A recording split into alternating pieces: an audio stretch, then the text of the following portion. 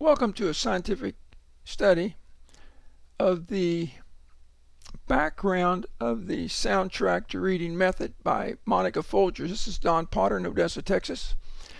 And we're going to be looking, as it were, at the engine under the hood. You know, a car, you can tell a lot about a race car by the engine under the hood, the horsepower and the way it's made, the way it holds up, and so on. And so we're going to be looking under the hood at the phonetic engine behind a soundtrack to reading. And here the program is a soundtrack to reading by Monica Folgers. This is an advanced intensive phonics book and reader. But what we're going to look at now, we're just going to be basically looking at the phonics underneath the program. And let's make this a little bit smaller here. There we go. We can see it all on the screen now. And we're going to be looking. There are 42 speech sounds in Monica Folgers' program, the way she teaches it. Actually, compared to other programs, it would be probably considered to have 43 or 44 speech sounds. But we'll see why that is in a minute.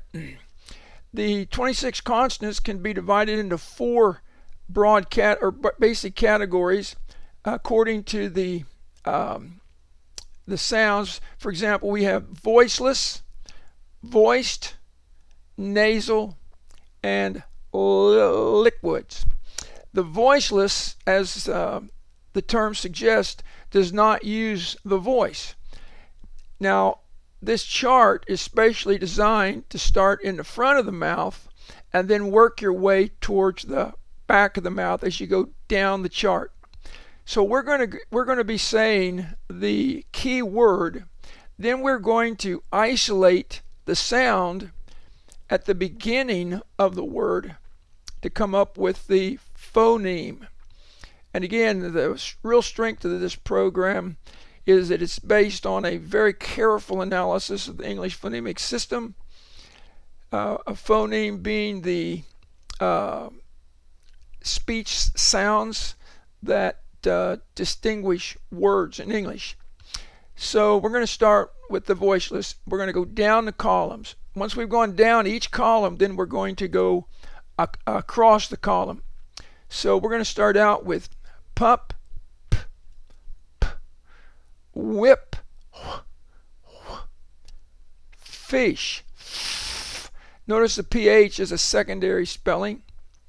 Then we have of thumb, tent. Then we have the voiceless sound of S, which is as in sun. And the letter C can also have that sound as in scent when followed by an E, I, or Y. Then we have ship, ship,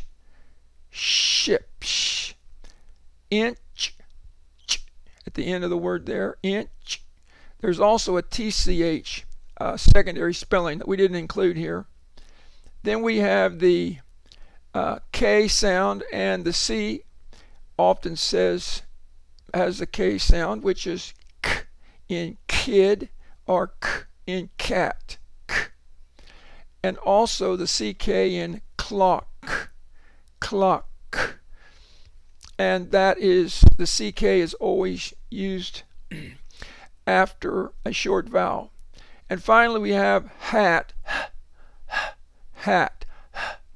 The voiceless consonants now are bed, web, web, van, van, this, and this is the voice counterpart of duck, zebra. And the S can also have that sound when it follows a voiced consonant. That would be one of these consonants here. So we have zipper or is. Zipper is. The ZH is Zhivago, and it's only used in a few words treasure, measure, pleasure, Zhivago. We use Zhivago here because we wanted it to be at the first of the word. Next we have the j sound. Also G sometimes when it's followed by ERY. So we have jet, j, jet, j, gem, j. And then finally we have gum, g, the hard G. So you notice that G can have two sounds and the C can have two sounds. Next we'll do the nasal sound, as in mop, as in mop, as in nest, nest, as in ring, and then as in bank. Miss Folgers said this was an NGK sound. Under the liquids, notice we put QU in parentheses. It's actually the KW sound, kwa. So you're actually using the K phoneme with the W phoneme, and for convenience we put it here, quack, quack, quack, and the U being silent after the Q. Folgers does not count this as a separate sound, but it's rather two sounds together, the K and the W. Next we have L, as in lamp, lamp. Rug, rug. Y, y. This is the consonant sound of Y, y, as in yak, y. And then box is in parentheses because Miss Folgers does not, excuse me, I should say Sister Folgers, does not consider this a separate sound, but rather a K and an S, x, which is correct. So there are 42 sounds, 26 sounds here of the consonants, but if you counted these two, you'd have 28. That's why some programs have more, but actually she represents them all. Anyone? Okay, so remember, voiceless, voiced, nasals, liquids. Now, we've gone down the columns. You can also go across the columns. So for the point of articulation, so like here we have pup. That's a bilabial, using both lips. P, pup. Then the voice counterpart is b, as in bed. And then we have the nasal and I often have my students use a small hand mirror to follow along with this. Then we have as in whip, w, the voice counterpart, and web. They're just alike, only one's voiced and one isn't. And then you have the qua over here, which is the K and the W. Next we have fish, and then van. Notice they're exactly alike, only fish does not use the voice and van does use the voice. Same thing, we have for thumb and this. Next we have the alveolars, they're called. Notice they're very similar. T, tent, d, duck, nest, lamp. So it's t, d, n, l. And I want you to notice that those sounds right there, students, when they're decoding words, will often confuse or sometimes confuse us. So if you have a student that's reading a word that ends with a T and they put a D there or an N or an L or confuse any of those, it's pretty common and it'll generally correct itself, but it's really good to practice these sounds across so the student learns to hear the difference. Next we have the S, let's see, we have S, Z, and R. Ship, J, and then Y. You notice the similarities in those sounds as you go across. Ch, J. Voiced, voiceless. And then the K, G, and N, and X all have the K, and here we have the KS sound. And then nk. and hat's down here by itself. All right, that's all the consonants. Now let's slip down to the vowels very quickly. And Folgers has a very nifty chart here. She has 16 basic vowel sounds. Notice these are basic vowel sounds. It does not include your general vowel digraphs. And we have a chart we're going to show you in just a second to explain that. She's divided into 4 categories. The first are short sound, the second are long sound, the third sound, and then the diphthongs. And maybe we can illustrate this. We're going to look. Let's see. Let's do the short sounds first. Apple, a; Eskimo, Indian, ostrich, umbrella, So here we have the short sound a, and this is called a breve. Over here we have the macron, or macron as some call it, macron. Here we have ate, eat, ice, old, use, A, E, I, O, U. And the third category, we have the third sound is of all, and Monica calls this the third sound. In your dictionaries, they sometimes will put 2 dots over the A. Then we have the third sound of the O is oo, as in to, and as in put. The fourth category over here are diphthongs. Now a diphthong is a spelling that 2 letters that have 2 sounds. It's to be distinguished from a digraph. A digraph has 2 letters but only 1 sound. It'll either be the first sound, the second sound, and sometimes a totally different sound. So for example, here we have OU and OW of ow. Ow. If you look in the mirror, you can actually see your mouth move as you make those sounds. Then we have oi, as in oil, O-I and O-Y. And I'd like to mention the I can't be used at the end of English words, and so we use O-I inside a word, O-Y at the end of the word. The same's true with the O-U and O-W. And then we have the what Folgers calls the murmur diphthongs, E-R-I-R-U-R, which is She also calls the O-R and A-R murmur diphthongs, but she does not include those as separate sounds since she considers them a combination of 2 sounds. We'll see that in a minute. Now we have associative sentences here that she has written that are really, really helpful. Let's see if I can,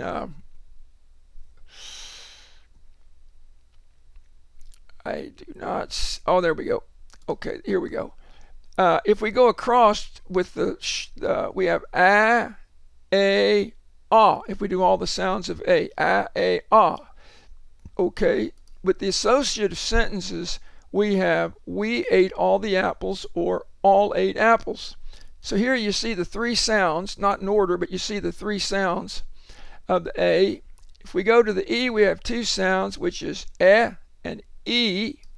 And the associative sentence is the Eskimo will eat the seal. There we have the short sound and E of eat as the long sound. We also have it in seal.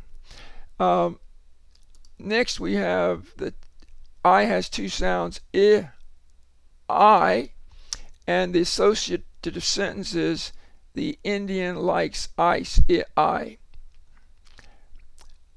Then we have the O, so we have ostrich, old, and oo of 2.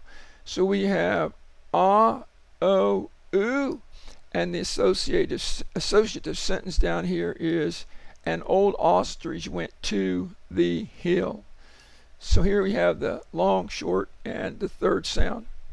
By the way, she teaches these right up front. Even though the program doesn't use these sounds initially, she goes ahead and teaches them up front. So then when they're reading, if they come to a word that has these sounds and that they haven't learned yet, they can read attempt to read the word in context, and if it doesn't make sense, they can use these 3 sounds to often come up with the word even before that they're actually taught it.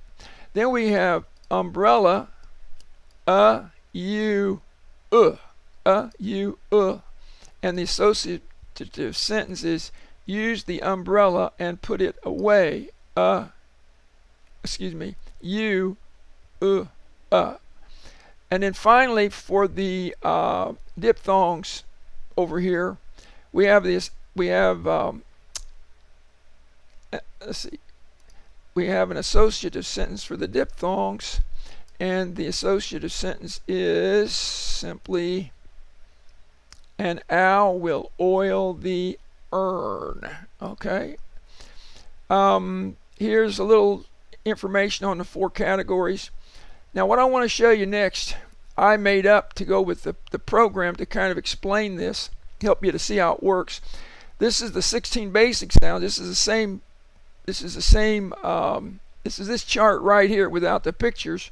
But what I've done is I have put, it's pretty comprehensive. I went through the entire book and tried to put all the spelling patterns in the book. I don't know if I was successful, but I got probably almost all of them, if not all of them. This is the 16 sounds, but here you have their spellings and sample words. So for example, under the first sound you have the short sound a as in cat. The long sounds you have a as in cake, which would be the silent e, or 2 vowel rule as Folgers calls it. She has 4 main vowel rules that you'll be learning. There's 8 actually altogether. Then you have the ai and ay. Those are digraphs. ea, ey, ei are also digraphs. And then this is the 3rd vowel rule, that a vowel at the end of a syllable is long. And then we have the 3rd sound, and again there's a rule for that. I won't go into it here, about when a is followed by a u, an l, an r, w, it'll have the 3rd sound. So we have law, all, paw, halt, car. Going down, we'll do the diphthongs last. Here we have the short sound as in bed or lead, and then we have e as in tree, beach, baby, Pete, peace, reply. So again, you've got your various spelling patterns there. The short I of fin, then the long sound, and again there's rules for all those. We also have the pattern ILD and IND. Then we have as in top, watch, and ought. So here the a after the w can have that short o sound.